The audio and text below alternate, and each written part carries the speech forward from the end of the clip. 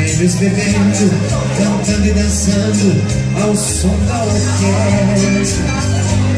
Um som estridente que lhe deu o nome de som de cristal.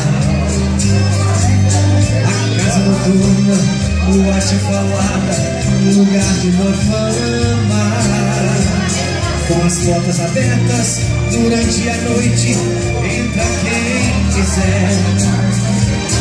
Porém essa noite, sem que eu esperasse, entrou uma dama. Fiquei abismado, porque se tratava da sua mulher.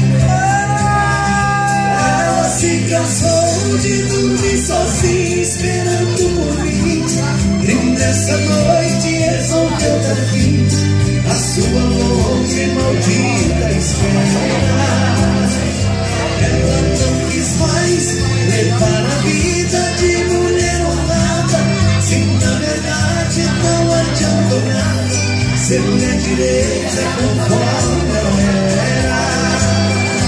Ela decidiu abandonar o papel de esposa para viver entre as mariposas que fazem encontro naquele local. A minha vida, muito mais errante, agora continua. Transformei esposa em mulher